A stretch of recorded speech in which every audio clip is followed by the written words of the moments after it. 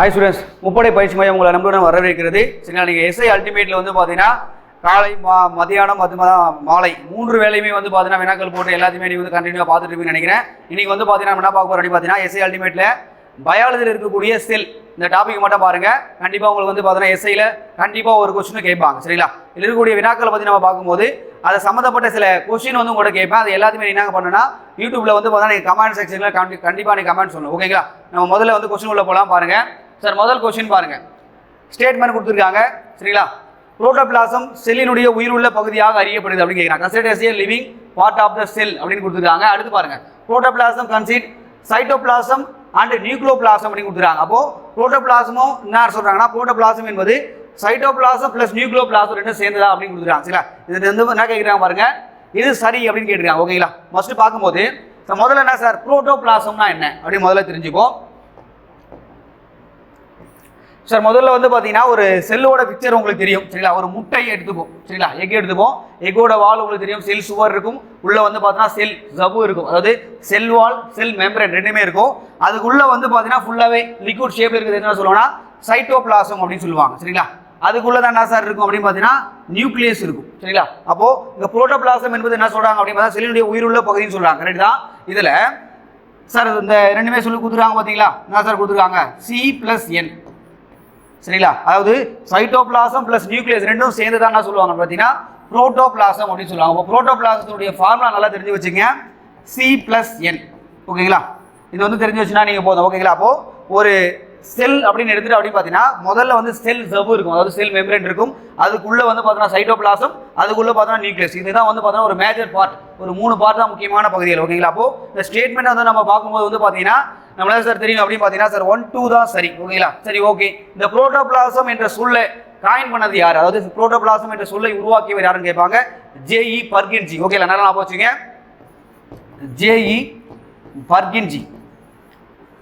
J.E. பர்கின்ஜி தான் வந்து பார்த்தீங்கன்னா இந்த புரோட்டோபிளாசம் என்ற சொல்லை காயின் பண்ணிருக்காரு. ஓகே, நல்லா ஞாபகம் வச்சுங்க. ஓகேங்களா, சரி ஓகே சார். அடுத்த கொஸ்டின் பாருங்க. பின்வரும் எந்த செல் நுண்ணுறுப்பில் செரிமான நொதிகள் வந்து பார்த்தீங்கன்னா சேமிக்கப்படுகிறது அப்படின்னு கேட்டிருக்காங்க. ஓகேங்களா சார், நல்லா ஞாபகம் வச்சுக்கணும். லைசோசோம் ஒரு ஆப்ஷன் கொடுத்துருக்காங்க. அடுத்து வந்து பார்த்தீங்கன்னா ரிபோசோம், அடுத்து வந்து பார்த்தீங்கன்னா கோல்கை ஆப்பரேட்டஸ், அதாவது கோல்கை உறுப்புகள் A and C, இந்த மாதிரி ஒரு ஆப்ஷனை அவங்க கொடுத்துருக்காங்க. ஓகேங்களா சார், நல்லா ஞாபகம் வச்சுங்க. ஒரு செரிமான நொதி அப்படின்னு வந்தாவே சார் லைசோசோம் தானே வரும். நிறைய பேர் என்ன பண்ணுங்க, அந்த ஆப்ஷனை சூஸ் பண்ணுறதுக்கான நிறைய வாய்ப்புகள் இருக்கு.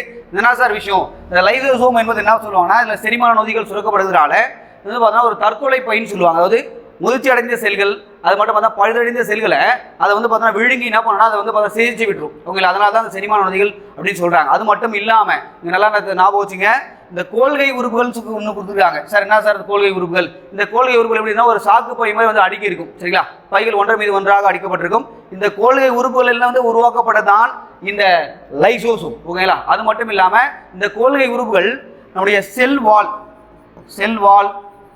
செல் சுவர், அதாவது செல் வால் செல் மெம்பரேன், அதாவது செல் ஜவ்வு, இதனுடைய எல்லா உருவாக்கத்திற்கும் இந்த கோல்கை உறுப்புகள் தான் பயன்படுகிறது. அது மட்டும் இல்லாமல் இந்த லைசோசோம் வந்து உருவாவதற்கும் இந்த கோல்கை உறுப்புகள் தான் பயன்படுகிறது. ஓகேங்களா, அது மட்டும் இல்லாமல் உணவுப் பொருட்களை செரிமானம் செய்வதற்கான நொதிகளும் இந்த கோல்கை உறுப்புகளில் உள்ளது. ஓகேங்களா, என்ன சார் கொஸ்டின் பண்ணிக்கிறாங்க பாருங்க, செரிமான நொதிகள் எங்கே சேமிக்கணும்னு கேட்டுருக்காங்க. அப்போ A and C என்ற ஆப்ஷன் தான் நம்ம சூஸ் பண்ணோம். சார், அது மட்டும் இல்லாமல் வேற எப்படி சார் இதை கொஸ்டின் பண்ணுவாங்க அப்படின்னு பார்த்தீங்கன்னா செல்லினுடைய ஒரு முதன்மையான ஒரு செரிமான பகுதி அப்படின்னு கேட்பாங்க. சரி, அதாவது டைஜஸ்ட் பகுதி எதுன்னு கேட்டாங்க அப்படின்னு சொன்னீங்கன்னா நீங்க என்ன சார் சொல்லணும்னா லைசோசோம் தான் நீங்க சொல்லணும். செல்லுடைய முதன்மையான செரிமான பகுதின்னு கேட்டால் நீங்க அதை சொல்லணும்.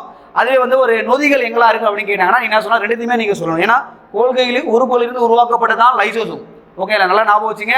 எக்ஸாம்பிள் வந்து மாற்றி பண்ணிட்டாங்க. ஓகேங்களா, அது மட்டும் இல்லாமல் இந்த லைசோசோமுடைய வேறு பெயர்கள் கேட்கலாம். ஓகேங்களா, செல்லுடைய தற்கொலை பை, அழிக்கும் படை வீரர்கள் அப்படின்னு கூட சொல்லுவாங்க. ஓகேங்களா, அது மட்டும் இல்லாமல் செல்லினுடைய நிர்வாகிகள் கூட சொல்லுவாங்க. ஓகேங்களா, அது மட்டும் இல்லாமல் இந்த லைசோசோம் ஆனது RBC நீங்கள் படிச்சிருப்பீங்க சார், அது WBC படிச்சிருப்பீங்க. அதாவது ரத்த வெள்ளை அணுக்கள் என்ன பண்ணும், வெளியிருந்து வரக்கூடிய நோய்க்கு பாக்டீரியா வைரஸ் என்ன பண்ணும், அழிச்சு நம்ம உடலை பாதுகாக்கும். அந்த அழிக்கக்கூடிய பாக்டீரியாக்களை சிதைக்கக்கூடிய வேலைகளை எது பார்க்கும் அப்படின்னு பார்த்தீங்கன்னா இந்த லைசோசோம் தான் பார்க்கும். ஓகேங்களா, ரொம்ப முக்கியமான ஒரு விஷயம். ஓகேங்களா, செல் நிர்வாகி, தற்கொலை பை, அதாவது சூசைடிகல் பேக் அப்படின்னு கூட சொல்லுவாங்க. இல்லை, நல்லா ஞாபகம் வச்சுங்க. சரி ஓகே சார், இதில் ஆப்ஷன்ஸ் வந்து பார்க்கும்போது வந்து பார்த்தீங்கன்னா நம்மளுக்கு ரைபோசோம் என்ற ஒரு வார்த்தை கொடுத்துருக்காங்க. சார், இந்த ரைபோசோம் என்ன சார் பண்ணும் அப்படின்னு பார்க்கலாம். இது வந்து பார்த்தீங்கன்னா புரோட்டீன் ஃபேக்டரி அப்படின்னு சொல்லுவாங்க செல்ல, அதாவது புரத உற்பத்தி தொழிற்சாலை. ஓகே, அந்த ரைபோசோம் ஆனது எங்க வந்து பார்த்தீங்கன்னா உற்பத்தி ஆகுது கூட எக்ஸாம்பிள் கேட்கறதுக்கான வாய்ப்பு இருக்கு. நீங்க படிச்சிருப்பீங்க எண்டோபிளாச வலைப்பின்னல் படிச்சிருப்பீங்க. அந்த எண்டோபிளாச வலைப்பின்னலில் எண்டோபிளாச வலைப்பின்னல். இந்த எண்டோபிளாச வலைப்பின்னல்ல வந்து பார்த்தீங்கன்னா ரெண்டு பகுதி இருக்கும். ஒன்று சொரசொரப்பான பகுதியும் இருக்கும், ஒன்று வழவழைப்பான பகுதியும் இருக்கும்.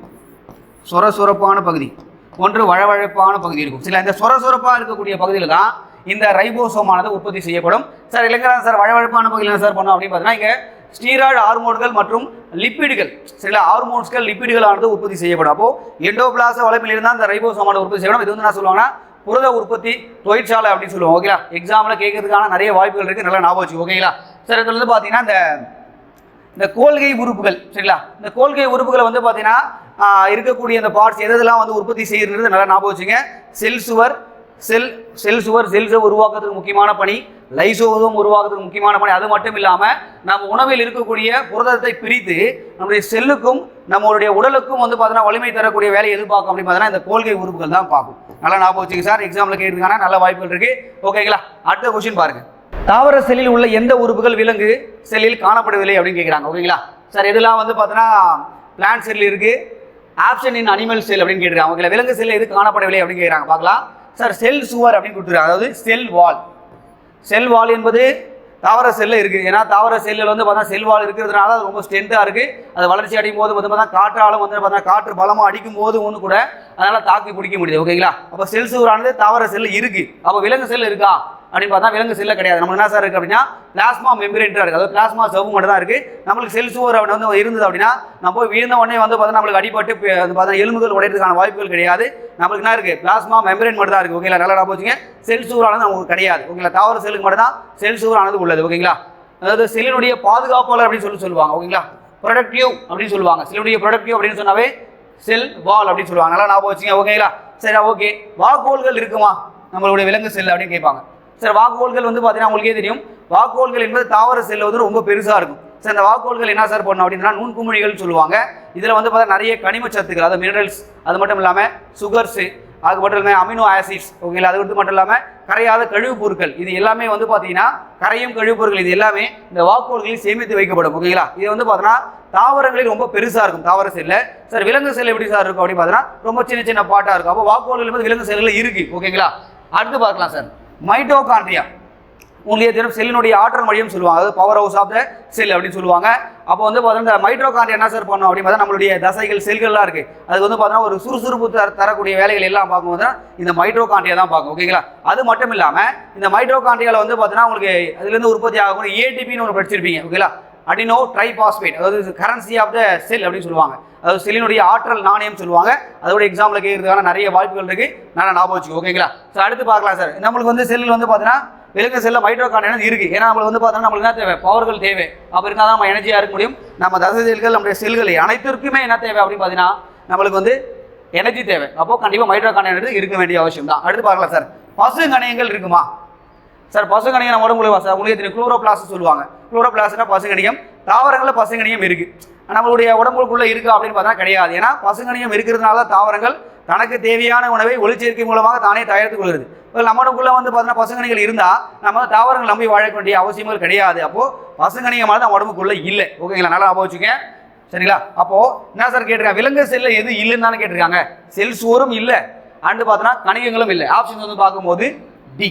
ஓகேங்களா, நல்லா ஞாபகம் வச்சுங்க. சரி, பசுங்கணிகத்தை தான் என்ன சார் சொல்லுவாங்க அப்படின்னு பார்த்தீங்கன்னா உங்களுக்கு இதில் உணவு உற்பத்தி தொழிற்சாலை அப்படின்னு சொல்லுவாங்க. ஓகேங்களா, அது மட்டும் இல்லாமல் இதில் ஏகப்பட்ட வகைகள் பிரிச்சிருப்பாங்க. உங்களுக்கு நிறைய படிச்சிருப்பீங்க, வெளிர்கணிகம், சரிங்களா, பச்சை கணிகம், பசுங்கணிகம் படிச்சிருப்பீங்க. அடுத்து வந்து பார்த்தோன்னா லியூகோபிளாஸ்ட் அப்படின்னு, லியூகோபிளாஸ்ட்னா வெள்ளை நிறமுடைய கணிகங்கள். சரிங்களா, அது சார் வெள்ளை நிறமுடைய கணிகம் என்ன சார் அப்படின்னு கேட்பாங்க. சார் இதனுடைய வகைகள் வந்து நல்லா நான் படித்து வச்சுக்கணும். நீங்கள் லியூகோபிளாஸ்ட் சார் எதுனா சார் அப்படின்னு பார்த்தோன்னா புரதம். நீங்கள் ஒன்றும் இல்லை சார், உருளைக்கிழங்கு வந்து பார்த்துருப்பீங்க. அந்த உருளைக்கிழங்கு வெள்ளையாக இருக்கக்கூடிய பகுதி வந்து பார்த்தா டார்ச் சொல்லுவாங்க. அந்த டார்ச் ஆனது இந்த லியூகோபிளாஸ்டால் தான் உருவாக்குது. அதுக்கடுத்து பாருங்க குரோமோபிளாஸ்ட்.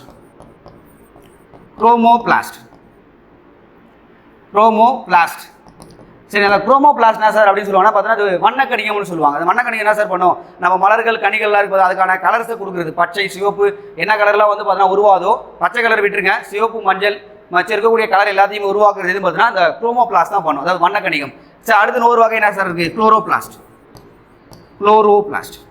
இந்த குளோரோபிளாஸ்ட் என்ன சார் பண்ணும் அப்படின்னு பார்த்தீங்கன்னா இந்த குளோரோபிளாஸ்ட் என்ன சார் பண்ண அப்படின்னா பச்சையம் இருக்குது, அப்போ கண்டிப்பாக என்ன பண்ணது ஒளிச்சேர்க்கை செய்யக்கூடிய வேலைகளே பார்க்கும். ஓகேங்களா, தாவரத்தில் பசுமையாக இருக்கக்கூடிய இலைப்பகுதியும் இந்த காய்கள் கூட இருக்கும், அதோட பார்த்தா பச்சை கலர் இருக்கும். அதில் எல்லாத்துலேயுமே என்ன பார்த்தோன்னா குளோரோபிளாஸ்ட் இருக்கும். ஓகேங்களா, அப்போ இந்த மூணுடைய வகைகளை நல்லா படிச்சு வச்சுக்கோங்க. ஓகேங்களா, நல்லா ஞாபகம் வச்சுங்க. அது மட்டும் இல்லாமல் இதில் ஏடிபின்னு ஒரு விஷயம் நான் சொன்னேன், அதையும் வந்து எக்ஸாமில் கேட்கறதுக்கான நிறைய வாய்ப்புகள் இருக்கு சார். வாக்குகோள்கள் வந்து பார்த்தீங்கன்னா விலங்குகளை வந்து பார்த்தா சின்ன சின்னதாக இருக்கும், தாவர செல்ல வந்து பார்த்தா ரொம்ப பெருசாக இருக்குன்றது நல்லா ஞாபகம் வச்சுக்கணும். அது மட்டும் இல்லாமல் ரொம்ப முக்கியமான விஷயம், இந்த வாக்குகோள்களை சுற்றி இருக்கக்கூடிய சுவருக்கு என்ன பெயர்னு கூட கேட்பாங்க. டோனோபிளாஸ்ட் அப்படின்னு சொல்லுவாங்க. இந்த வாக்குகோள்கள் சுற்றி இருக்கக்கூடிய சுவருக்கு என்ன பேர்? டீனோபிளாஸ்ட், டோனோபிளாஸ்ட். இதோட எக்ஸாமில் கேட்கறதுக்கான வாய்ப்புகள் இருக்கு, நல்லா ஞாபகம் வச்சுக்கோங்க. ஓகேங்களா, எஸ்ஐ எக்ஸாமில் அது மாதிரி கேட்கறதுக்கான வாய்ப்புகள் இருக்கு. ஓகேங்களா, சரி ஓகே சார். இது வந்து பார்த்தீங்கன்னா சார் இதில் விலங்கு செல் இது இல்லைன்னு கேட்டிருக்காங்க. கண்டிப்பாக பார்த்தீங்கன்னா செல் சோறும் இல்லை, கணிகளும் இல்லை, நல்லா ஞாபகம் வச்சுக்கோங்க. ஓகேங்களா, அடுத்த கொஸ்டின் பாருங்க சார். தவறான இணையை தேர்ந்தெடுக்க அப்படின்னு கேட்டிருக்காங்க. ஓகேங்களா, இது வந்து இன்கரெக்ட் ஸ்டேட்மெண்ட் பேர் கேட்டிருக்காங்க, பார்க்கலாம். செல்லுடைய ஆற்றல் ஆணையம். ஓகேங்களா, கரன்சி ஆஃப் த செல் அப்படின்னு பார்த்தீங்கன்னா ஏடிபி, நான் முதல்ல சொன்ன விஷயம் தான். அடுத்து பாருங்க, டோர் ஆஃப் த செல், அதாவது செல்லுடைய கதவு என்பது பிளாஸ்மா செவு. ஓகே, நம்மளுடைய உடலில் வந்து பிளாஸ்மா செவு, அதாவது டோர் ஆஃப் த செல் அப்படின்னு சொல்லுவாங்க. ஓகேங்களா, அதுக்கு அடுத்து வந்து பார்க்கலாம் சார், செல்லுடைய புரத உற்பத்தி தொழிற்சாலை ரைபோசோம். ஓகேங்களா, நல்லா ஞாபகம் வச்சுங்க, புரோட்டீன் ஃபேக்டரி. அடுத்து வந்து பார்த்தா செல்லுடைய தற்கொலை பயன் கொடுத்துருக்காங்க, இது உட்கருவா கிடையாது, செல்லுடைய மூளை தான், அதாவது பிரைன் ஆஃப் த செல் அப்படின்னு கேட்டாங்கன்னா தான் நீங்கள் உட்கருவை நீங்கள் போடணும். என்ன சார் கேட்டிருக்காங்க பாருங்க, தற்கொலை பையனா நம்ம முதலே பார்த்தோம், லைசோசைம் அப்படின்னு பார்த்தோம். ஓகேங்களா, இது தவறான ஒரு ஸ்டேட்மெண்ட். அப்போ வந்து பார்த்தீங்கன்னா ஆன்சர் வந்து பார்த்தீங்கன்னா டி தான் வரும். ஓகேங்களா, நல்லா ஞாபகம் வச்சுங்க. ஓகேங்களா, அது மட்டும் இல்லாமல் சார் சில விஷயங்கள் ஒன்று வந்து எவ்வளோ கேட்பாங்க. எப்படி சார் கேட்பாங்க அப்படின்னு பார்த்தீங்கன்னா, சார் உள்ள தாவர செல்லுக்கும் விலங்கு செல்லுக்கும் என்ன சார் டிஃப்ரெண்ட் அப்படின்னு கேட்பாங்க. நம்ம போன இதிலே பார்த்தோம், தாவர செல் என்றால் செல் சுவர் இருக்கும், பசுங்கணிகம் இருக்கும். சரிங்களா, இதான் மேஜர் ஒரு டிஃப்ரெண்ட். ஓகேங்களா, அதாவது வாக்குகோள்கள் ரொம்ப பெருசாக இருக்கும். சரிங்களா, அதுக்கடுத்து நம்ம விலங்கு செல்லுக்கு நம்ம போயிடலாம் சார். அதில் என்ன சார் இருக்கும் அப்படின்னு பார்த்தீங்கன்னா பிளாஸ்மா சவ்வு இருக்கும். அது மட்டும் இல்லாமல் வாக்குகோள்கள் வந்து பார்த்தீங்கன்னா ரொம்ப சின்ன சின்னதாக இருக்கும். அது மட்டும் இல்லாமல் சென்ட்ரியோல்கள் இருக்கும். அதாவது சென்ட்ரியோல்கள் என்ன சார் அப்படின்னு கேட்பாங்க. இது வந்து விலங்கு செல்லில் மட்டும் தான் இருக்கும் சென்ட்ரியோல்கள். இந்த சென்ட்ரியோல்கள் என்ன சார் பண்ணோம் அப்படின்னு பார்த்தீங்கன்னா செல் வந்து பகுப்படிக்கக்கூடிய வேலைகளை பார்க்க. அதாவது நீங்கள் படிச்சிருப்பீங்க மெட்டாபாலிசம் படிச்சிருப்பீங்க, செல் அதை வளர்ச்சிதை மாற்ற பண்புகள் அப்படின்னு படிச்சிருப்பீங்க, மெட்டாபாலிசம் அப்படின்னு படிச்சிருப்பீங்க. அதில் மைட்டாசிஸ் மியாசிஸ் படிச்சிருப்பீங்க. சரிங்களா, மைட்டாசிஸ் மியாசிஸ் என்ன சார்? மைட்டாசிஸ் என்றால் என்ன சொல்லுவாங்கன்னா மறைமுக பகுப்பு அப்படின்னு சொல்லுவாங்க. அதாவது நம்முடைய உடல் வளர்ச்சி, உடல் செல்களில் நடக்கக்கூடிய இது சொல்லுவாங்க, நம்முடைய பாடி செல்ஸ் நடக்கக்கூடிய அந்த மெட்டாபாலிசத்துக்கு என்ன காரணம் அப்படின்னா மைட்டாசிஸ். அது மியாசிஸ் என்றால் என்ன சொல்லுவாங்கன்னா இன செல்கள் அப்படின்னு சொல்லுவாங்க. ஓகேங்களா, அது நம்மளுடைய ரீப்ரொடக்ஷன் சிஸ்டத்தில் நடக்கக்கூடிய தான் மியாசிஸ். இது வந்து பார்த்தோன்னா ஒரு குன்றல் பகுப்பு அப்படின்னு சொல்லுவாங்க. இதெல்லாம் எக்ஸாம்பிள் கேட்கறதுக்கான நிறைய வாய்ப்புகள் இருக்கு. சரிங்களா, மைட்டாசிஸை வந்து யார் கண்டுபிடிச்சாங்கன்றதை நீங்கள் கமெண்ட்ல சொல்லணும், அந்த மியாசிஸை யார் கண்டுபிடிச்சாங்கன்றதை நீங்கள் கமெண்ட்ல சொல்லணும். ஓகேங்களா சார், அடுத்த கொஸ்டின் நம்ம போகலாம். வகைப்பாட்டினுடைய தந்தையாக கருதப்படுவர் யார் அப்படின்னு கேட்டுருக்காங்க. சரிங்களா, முதல்ல பார்க்கும்போது ஆப்ஷன்ஸ் எல்லாம் பாருங்களேன். அரிஸ்டாட்டில் ஒருத்தர் கொடுத்துருக்காங்க. சரி, அடுத்து வந்து பார்த்தா கரோலஸ் லின்னியஸ், அடுத்து வந்து பார்த்தோன்னா ஆர்ஹெச் விக்டேக்கர், சார்லஸ் டார்வின். நம்ம ரெண்டு ஆப்ஷனுக்குள்ள வந்து நிற்போம் கண்டிப்பா. நான் சார் இவர் ஆர்ஹெச் விக்டரும் ஒரு வகைப்பாடு பண்ணிடுறாரு, இவரும் விக்டர் வந்து வகைப்பாடு பண்ணியிருக்காரு. ஓகேங்களா, அங்கே பாருங்க, ஆர்ஹெச் விக்டர் வந்து பார்த்தோன்னா 5 உலக வகைப்பாடை பண்ணியிருக்காரு. சரிங்களா, 5 உலக வகைப்பாடை பண்ணது யாருன்னா ஆர்ஹெச் விக்டர். உங்களே படிச்சிருப்பீங்க, மொனிரா, சரிங்களா, புரோட்டிஸ்டா, பூஞ்சைகள், விலங்குலகம், தாவரம், இதான் வந்து அவருடைய 5 உலக வகைப்பாடுகள். ஓகேங்களா சார், கரோலஸ் லின்னியஸ் என்ன சார் பண்ணார் அப்படின்னு பார்க்கலாம். ஏன் சார் வந்து இவர் தான் வந்து ஆன்சர் கீ. சரிங்களா, அதாவது வகைப்பாட்டில் தந்தை யாருன்னா இவர் தான். எதுக்காக இவர் சொல்ல வராங்கன்னு நம்ம தெளிவாக புரிஞ்சுப்போம். உங்களுக்கு தெரியுதா, இரு சொல் பெயரிடுதல் முறை, காஸ்பார்டு பாகின், நீ படிச்சிருப்பீங்க, காஸ்பார்டு பாகின். இவர் தான் வந்து இரு சொல் பெயரிட முறையை கண்டுபிடிச்சிருப்பார். ஆனால் அதை வந்து பார்த்தீங்கன்னா நடைமுறைப்படுத்தியவர் யார் அப்படின்னு பார்த்தா நம்மளுடைய கரோலஸ் லின்னியஸ் தான். ரொம்ப முக்கியமான ஒரு விஷயம். சரி, அதனுடைய புத்தகம் கூட கேட்பாங்க, பிசிஎஸ் பிளான்ட்ரம் என்றதை நீ படிச்சிருப்பீங்க. ஓகேங்களா, எக்ஸாம்பிள் கேட்க நிறைய வாய்ப்பு இருக்கு. இவர் தான் என்ன பண்ணாரா, இரு சொல் பெயரிட முறையை நடைமுறைப்படுத்தியவர். சார் இரு சொல் பெயரிட முறை என்ன சார் அப்படின்னு கேட்கலாம். சார் நீங்கள் வந்து மாமரம், அதனுடைய இரு சொல் பெயர் உங்களுக்கு தெரியும், மாஞ்சிபெரா ஹிண்டிகா, மாஞ்சிபெரா ஹிண்டிகா. சார் மாஞ்சிபெரா ஹிண்டிகால சார் முதல் வந்து பார்த்தோன்னா இது வந்து பேரினம் அப்படின்னு சொல்லுவாங்க, பேரினம். இது வந்து பார்த்தோன்னா சிற்றினம். சார் ரொம்ப முக்கியமான ஒரு விஷயம், இது வந்து பார்த்தோன்னா சிற்றினம் அப்படின்னு சொல்லுவாங்க. சார் முதல் வந்து பார்த்தோன்னா பேரினம் எழுதணும், ரெண்டாவது வந்து சிற்றினம் எழுதணும். அதுலேயும் வந்து பார்த்தா சில கண்டிஷன் இருக்கு.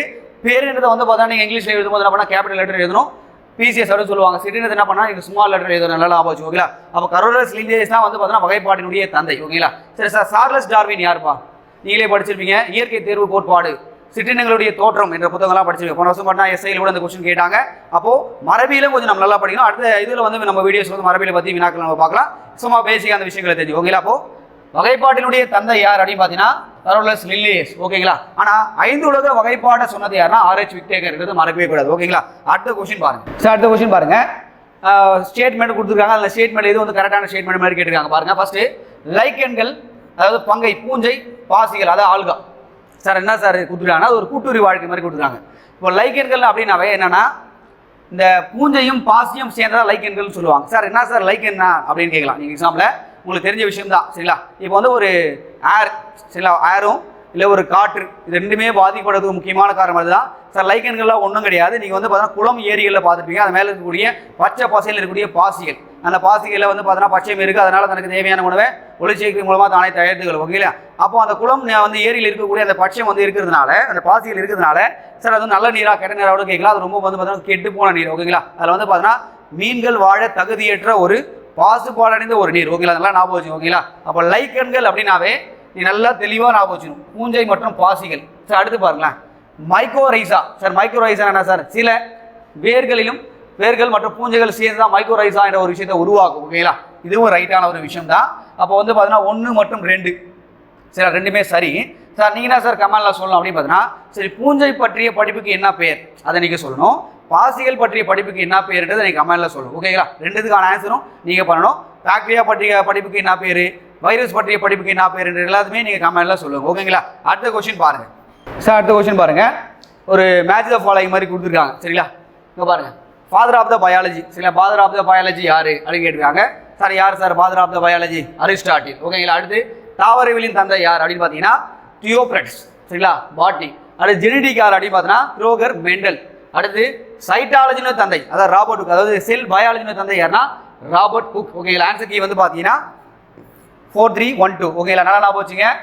பயாலஜி அப்படின்னு கேட்கும்போது அரிஸ்டாட்டில், தாவரவியல் கேட்கும்போது தியோப்ரட்ஸ், மரபியல் தந்தைனா மெண்டல், சைட்டாலஜின்னு கேட்கும்போது வந்து பார்த்தீங்கன்னா ராபர்ட் ஹுக் ஓகேங்களா. சார் வேற என்ன சார் கேட்பாங்க? செல்லை வந்து பார்த்தீங்கன்னா என்ற சொல்லை காயின் பண்ணது யாருன்னு கேட்கலாம். ராபர்ட் ஹுக் தான் காயின் பண்ணாரு. ரொம்ப முக்கியமான ஒரு விஷயம். 1665 இந்த விஷயத்தை பண்ணியிருப்பாரு. சரி ஓகே சார், நீங்கள் என்ன கமெண்ட்ல சொல்லலாம் அப்படின்னு பார்த்தீங்கன்னா பாக்டீரியாவை வந்து கண்டுபிடிச்சவர் யாருன்றது நீங்கள் கமெண்ட்ல சொல்லணும் ஓகேங்களா. நல்லா ஞாபகம் வச்சுங்க, பாக்டீரியாவை கண்டுபிடிச்சது யாருன்னு சொல்லுவோம். அது மட்டும் இல்லாமல் உட்கருவை கண்டுபிடிச்சது யாருன்றதை நீங்கள் கமெண்ட்ல சொல்லணும் ஓகேங்களா. எல்லாத்தையுமே நான் ஆன்சர் சொல்ல முடியாது, நீங்களும் வந்து பார்க்குறீங்க, கண்டிப்பாக பார்த்தீங்கன்னா கமெண்ட்ல நீங்கள் ஆன்சர் கேட்க சொல்லணும் ஓகேங்களா. அடுத்த கொஸ்டின் பாருங்க sir. What is the basic unit of the classification அப்படின்னு கொடுத்துருக்காங்க பார்க்கலாம். சார் முதல்ல வந்து பார்த்தா வகைப்பாட்டினுடைய அடிப்படை இலக்குன்றது நீங்கள் சிற்றினம் மனப்பாடம் பண்ணிட்டு இருப்பீங்க ஓகேங்களா. சார் ஓகே தான் ஆன்சர் கீ. பட் இருந்தாலும் சார் வேற எப்படி சார் இது கேட்கலாம்? ஏறு வரிசையில் எழுது, இறங்கு வரிசையில் எழுதுன்னு கூட உங்களுக்கு எக்ஸாம்பிள் கேட்கலாம். சார் ஃபர்ஸ்ட் என்ன சார் வரும் அப்படின்னு பார்த்தீங்கன்னா உலகம் சரிங்களா. ரெண்டாவது வந்து பார்த்தீங்கன்னா தொகுதி சரிங்களா. மூன்றாவது வகுப்பு, நான்காவது வரிசை, அஞ்சாவது வந்து பார்த்தீங்கன்னா குடும்பம். குடும்பம் அப்புறமா தான் வந்து பார்த்தீங்கன்னா பேரினம், அடுத்து வந்து பார்த்தீங்கன்னா சிற்றினம் சரி. அது வந்து பார்த்தீங்கன்னா இதுவும் கரோலஸ் லினியஸ் தான் பண்ணியிருப்பாங்க, வகைப்பாட்டில் தந்தை சொல்கிறாங்க. நீங்கள் என்ன சார் பண்ணணும் அப்படின்னு பார்த்தீங்கன்னா இந்த விஷயத்தை நல்லா மெமரைஸ் பண்ணிட்டு போகணும் ஓகேங்களா. இது ஏறு வரிசையில் கேட்குறாங்களா இல்லை இறங்கு வரிசையில் கேட்குறாங்கிறத எனக்கு கரெக்டாக பார்த்து ஆன்சர் பண்ண ஓகேங்களா. அடுத்த கொஸ்டின் பாருங்கள் சார். சார் அடுத்து ரொம்ப முக்கியமான ஒரு விஷயம் சரிங்களா.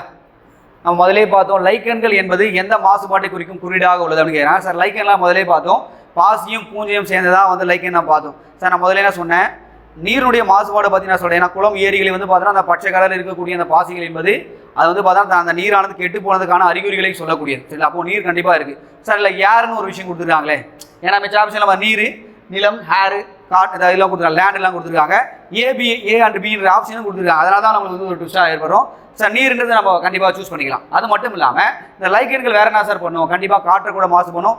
என்ன சார் உருவாக்கும் அப்படின்னு பார்த்தீங்கன்னா SO2 நீங்கள் படிச்சிருப்பீங்க, சல்பர் டை ஆக்சைடுன்னு ஒரு விஷயத்தை நீங்கள் படிச்சிருப்பீங்க. இது வந்து பார்த்தீங்கன்னா உங்களுக்கே தெரியும், அமில மழையை பற்றி படிச்சிருப்பீங்க. NO2 மற்றும் SO2 வாழ்வுகளால் தான் அமில மழை ஆசிட் ரெயினே உருவாதுன்ற விஷயம் படிச்சோம். அப்போது SO2 என்ற வாழ்வு என்ன பண்ண இந்த லைக்கன்கள் உருவாக்குறப்போ அதாவது வந்து பார்த்தீங்கன்னா காற்று மற்றும் நீர் இது ரெண்டுத்தையுமே என்ன பண்ணோம் மாசுபாடு, ஆனால் நிலம் மாசுபாடு அடையாது. அப்போ A அண்ட் B என்ற ஆன்சர் தான் நம்ம சூஸ் பண்ணோம் சார். வேற சார் எப்படி சார் கொஸ்டின் கேட்பாங்க அப்படின்னு பார்த்தீங்கன்னா இந்த NO2 SO2 தான் நான் சொன்ன ஆசிட் ரெயின் அமில மழையை உருவாக்குறது நம்ம படித்தோம். உங்களுக்கே தெரியும் அமில மழை என்றால் சரி, அந்த அமில மழை வந்து பார்த்தா இந்த NO2 SO2 என்ன பண்ணோம், நீரோட வினைபுரிந்து என்ன சார் உருவாக்கும், நைட்ரிக் ஆக்சைடு மற்றும் H2SO4 அதாவது சரிங்களா சல்பூரிக் ஆசிட் வந்து உருவாக்கும் ஓகேங்களா. இது ரெண்டுமே முக்கியமான விஷயம். இந்த அமில மழையுடைய மதிப்பு எப்படி சார் இருக்கும் அப்படின்னு பார்த்தீங்கன்னா 5.6 கீழே இருக்கும். அதாவது 5.6 என்றால் ஒரு தூய மழை நீருடைய pH மதிப்பு 5.6 சொல்லுவாங்க. அது கீழே போச்சு அப்படின்னு பார்த்தாவே அமில மழையானது உருவாக்கப்படும். அமில மழை உருவாக்கப்பட்டால் உங்களுக்கே தெரியும் சார், நம்முடைய ஆசிட் போட்டானா சார் ஆகும் சரிங்களா. ஆசிட் வந்து பார்த்தா நம்முடைய தோல் மீது படித்தா நம்ம தோலானது வெயிட்டிக்கும் சரிங்களா. அப்போ 5.6 கீழே போச்சுன்னா அமில மழைகள் உருவாக்கும். கரெக்டாக வந்து அந்த 4 இந்த ரேஞ்செலாம் ரொம்ப மோசமாக இருக்கும் சரிங்களா? நல்லா ஞாபகம் வச்சுங்க. அப்போ அமிலமழையை உருவாக்கக்கூடிய ரேஞ்சில் கூட வந்து பார்த்தா அந்த லைகன்கள் இருக்குன்றதை தெரிஞ்சு வச்சுங்க. ஓகேங்களா? அடுத்த கொஸ்டின் பாருங்க சார். அப்போ ஆன்சர் வந்து பார்க்கும்போது சார் நல்லா ஞாபகம் வச்சுங்க, A and B தான். அடுத்து பாருங்க, டிஎன்ஏ இருப்பதை பொறுத்து தவறானதை தேர்வு செய்யுங்க அப்படிங்கிற. அப்போ டிஎன்ஏ வந்து பார்த்தீங்கன்னா எதில் இல்லை அப்படின்னு கேட்டிருக்காங்க. ஓகேங்களா? டிஎன்ஏ இருப்பதை பொறுத்து, சரிங்களா? அதாவது presence of DNA incorrect of choose எது கேட்குறாங்க. அதாவது டிஎன்ஏ வந்து பார்த்தீங்கன்னா எதில் இல்லைன்னு கொஸ்டின் பண்ணுறாங்க. ஓகே, பார்க்கலாம் சார். உட்கரில் டிஎன்ஏ இருக்குமா சார்? கண்டிப்பாக உட்கரில் டிஎன்ஏ தான் அடுத்த தலைமுறைக்கானது மரபுபொருளானது கடத்தப்பட வேண்டும். ஓகேங்களா? மரபு தகவல்கள் கடத்தப்பட வேண்டும். அப்போ கண்டிப்பாக டிஎன்ஏ இருக்கும் சார். அந்த பசுங்கனியம் மைட்டோகாண்ட்ரியாலாம் இருக்கே, என்ன சார் பண்ணலாம் அப்படின்னு பார்க்கலாம். அது வாக்குகோள்கள் கொடுத்துருக்காங்க. சில வாக்குகோள்கள் மாதிரி நான் முதலே சொல்லிட்டேன். அதில் என்னென்ன சார் இருக்கும் அப்படின்னு பார்த்தீங்கன்னா கனிமம், சில அதாவது மினரல்ஸு, சுகர்ஸு, அமினோ ஆசிட்ஸ் இதுதான் இருக்குன்னு நான் சொல்லிட்டேன். ஓகேங்களா? கரையும் அந்த கழிவுப் பொருட்களாக இருக்குன்னு நான் சொல்லிட்டேன் சார். மைட்டோகாண்ட்ரியாவில் கண்டிப்பாக டிஎன்ஏ இருக்கும், தெரிஞ்சு வச்சுங்க. எக்ஸாமில் கேட்ட விஷயம். ஏன் சார் இதில் பார்த்தா இந்த டிஎன்ஏல வந்து பார்த்தீங்கன்னா ஒரு ஓரமாக மைட்டோகாண்ட்ரியோட ஷேப் வந்து பார்த்துருப்பீங்க, ஒரு செப்பல் மாதிரி ஷேப் இருக்கும். அதில் வந்து பார்த்தீங்கன்னா சுருக்கங்கள் இருக்கும். அந்த சுருக்கங்கள் வந்து கிரீஸ்டே அப்படின்னு சொல்லுவாங்க. அந்த கிரீஸ்டே பக்கத்தில் தான் என்ன இருக்கும் அப்படின்னு பார்த்தீங்கன்னா அந்த டிஎன்ஏ ஆனது ஒட்டிட்டு இருக்கும். ஓகேங்களா? அப்போ மைட்டோகாண்ட்ரியா கண்டிப்பாக டிஎன்ஏ இருக்கும் சார். பசுங்கணியத்தில் வந்து பார்த்தீங்கன்னா டிஎன்ஏ இருக்கும். பசுங்கணியத்திலும் டிஎன்ஏ இருக்கும், வாக்குகோள்களில் டிஎன்ஏ இருக்காது. ஓகேங்களா? சரி, ஓகே சார். இப்போ வந்து பார்த்தா டிஎன்ஏ எதில் இல்லைன்னு கேட்டுட்டாங்க. சரி, அது ஞாபகம். அப்போ மூணுத்துலையுமே வந்து டிஎன்ஏ இருக்குது. உட்கரு, பசுங்கணியம், மைட்டோகாண்ட்ரியா, இந்த மூணுத்துமே என்ன இருக்குது? உட்கரானது இருக்குது. நல்லா ஞாபகம் வச்சு. ஓகேங்களா சார்? வேறு சார் எப்படி சார் செல் பயாலஜியில் கொஸ்டின் கேட்பாங்க அப்படின்னு பார்த்தீங்கன்னா அதனுடைய பணிகளை பற்றி உங்களுக்கு கேட்கலாம். இப்போ வந்து பார்த்தீங்கன்னா சைட்டோபிளாசம் அப்படின்னு படித்தோம். இப்போ சைட்டோபிளாசம் என்றால் area of the movement of the cell. ஓகேங்களா? அதாவது செல்லுடைய நகரம் பகுதி, அதாவது திரவ நிலையில் இருக்கக்கூடிய ஒரு முக்கியமான பகுதி. அதில் வந்து என்ன கமெண்ட்ல சொல்ல அப்படின்னு பார்த்தீங்கன்னா சைட்டோசில் என்ற ஒரு திரவம் இருக்குது. அதனுடைய பர்சன்டேஜ் வந்து பார்த்தீங்கன்னா எவ்வளோ நீர் இருக்குன்றதை நீங்கள் கமெண்ட்ல சொல்லணும். நான் வந்து பார்த்தீங்கன்னா ஒரு க்ளூ கொடுத்துறேன், 70 முதல் எவ்வளோ இருக்கும் பர்சன்டேஜ், எவ்வளோ பர்சன்டேஜ் வந்து பார்த்தீங்கன்னா நீர் இருக்குன்றதை சைட்டோபிளாஸில் நீங்கள் கமெண்ட்ல சொல்லணும். ஓகேங்களா? அது மட்டும் இல்லாமல் செல்லுடைய முதன்மையான சுவாச உறுப்பு எதுன்றதை நீங்கள் கமெண்ட்ல சொல்லணும். ஓகேங்களா? இதெல்லாம் எக்ஸாம்பிள் கேட்ட ரொம்ப முக்கியமான விஷயங்கள். ஓகேங்களா? அதோட பார்த்தீங்கன்னா வேற என்ன சார் கேட்பாங்க? உட்கருடைய நுழைவு வாயில் எதுன்னு கேட்கலாம். சில உட்கரு வந்து பார்த்தீங்கன்னா உரை என்று நீங்கள் கமெண்ட்ல சொல்லிடுங்க. ஓகேங்களா? அது மட்டும் இல்லாமல் சார் கோல்கை உறுப்பை கண்டுபிடிச்சது யாருன்றதை நீங்கள் கமெண்ட்ல சொல்லணும். ஓகேங்களா? இது மாதிரி விஷயங்கள் எல்லாமே உங்களுக்கு எக்ஸாம்பிள் கேட்கறதுக்கான வாய்ப்புகள் இருக்குது. அப்போ செல் பயாலஜியை பற்றி வந்து பார்த்தீங்கன்னா கேட்கணும் அப்படின்னு பார்த்தீங்கன்னா அவ்வளோதான் கேட்பாங்க. சரிங்களா? அதனுடைய பணிகள் என்ன, அதனுடைய வேறு பெயர்கள் என்ன, இதுதான் கேட்பாங்க. அது மட்டும் இல்லாமல் இந்த வீடியோவை வந்து பார்த்தீங்கன்னா ஃபுல்லாக பார்த்து கம்ப்ளீட்டாக வந்து பார்த்தீங்கன்னா எழுதி வைக்கிறத பாருங்கள். செல் பயாலஜியில் தாண்டி பார்த்தா கொஸ்டின் கேட்கறதுக்கான வாய்ப்புகள் கிடையாது. அது மட்டும் இல்லாமல் செல் சுவர், இந்த செல் ஜவ்வு, சரிங்களா? அடுத்தது பார்த்தீங்கன்னா இந்த ரிபோசோம், சைட்டோபிளாசம், மைட்டோகாண்ட்ரியா, இதனுடைய பணிகள், வாக்குகோள்கள், தற்கொலை பைகள்லாம் படித்தோம். பார்த்தீங்களா? லைசோசோம் படித்தோம், எண்டோபிளாச வலைப்பின்னல் படித்தோம், சென்ட்ரியோல்கள் பற்றி நான் சொன்னேன். இது எல்லாத்தையுமே வந்து பார்த்தீங்கன்னா ஒரு டீட்டெயிலாக அதோடைய பணிகள் என்ன, அதோடைய வேறு பெயர்கள் என்னது எல்லாத்தையுமே கம்பல்சரி பார்த்துருப்போம். கண்டிப்பாக வந்து பார்த்தீங்கன்னா உங்களால் ஒரு கொஸ்டினோ இல்லை 2 கொஸ்டினோ உங்களால் கம்பல்சரி ஆன்சர் பண்ண முடியும். ஓகேங்களா? அடுத்த வந்து எஸ்ஐஎல் உங்களை மீட் பண்ணுறேன். ஓகேங்களா? பாய்.